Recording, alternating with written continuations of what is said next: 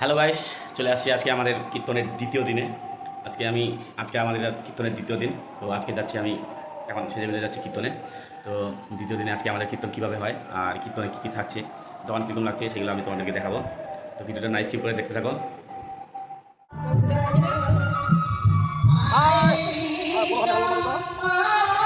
কীর্তন চলছে, তরমুজ খাচ্ছি। কালকে থেকে কীর্তন শেষ, কালকে খিচুড়ি রাত্রে চলে আসবা সবাই। রাতুন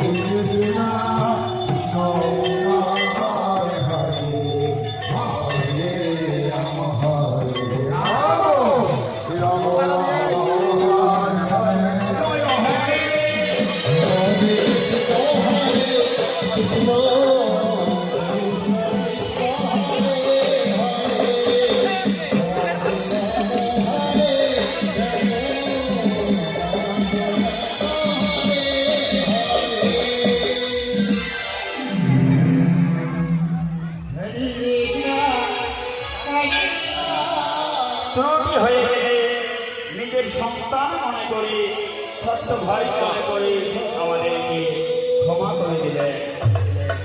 যা হোক, আজকে তুলে ধরবো বুঝবার মতো পালা দেখার মতো পালা সেই পালাটি যোগ্য কৃষ্ণ কৃষ্ণ হরে হরে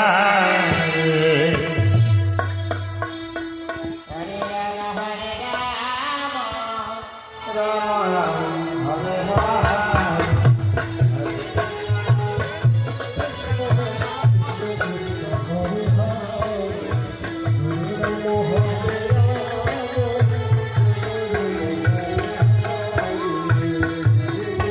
নমস্কার শ্রী কৃষ্ণ ভগবান রাধারানীকে নিয়ে কোথায় ছিলেন তো ছিলেন তিনি গৌরবাই কণ্ঠে তাই তো শ্রী কৃষ্ণ ভগবান ভক্তের ডাক শুনতে পেয়ে তিনি থাকতে পারলেন না গৌরবাই কণ্ঠে তিনি কোথায় চলে যাচ্ছেন তো তিনি চলে যাচ্ছেন ওই মত্ত ধানের বুকে কেন যাচ্ছেন ভক্তরা তাকে অনুগ্রহ করে রেখেছে তাই ভক্তের ডাকে থাকতে পারলেন না তিনি গৌরবাই কণ্ঠে চলে যাচ্ছে ওই নিত্য নাচি করতে করতে মত্ত ধানের বুকে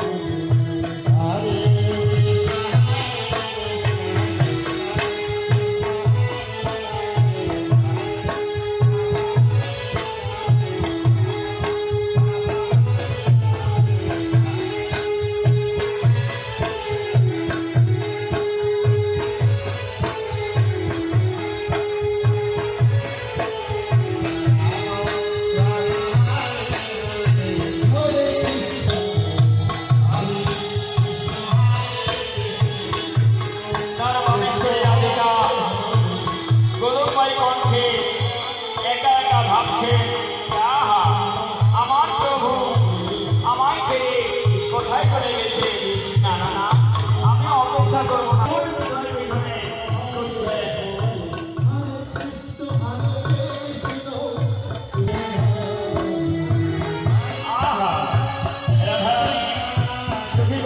মন আনন্দে নিত্য নাচ করতে করতে আর কৃষ্ণ নাচ গাইতে গাইতে তিনি কোথায় যাচ্ছেন তো ওই প্রভুর সন্তানে ঘুরে যাচ্ছে নিতাই গৌর কেমন জায়গার সঙ্গে হরি হরি বলে হরি বল হরি বল হরি বল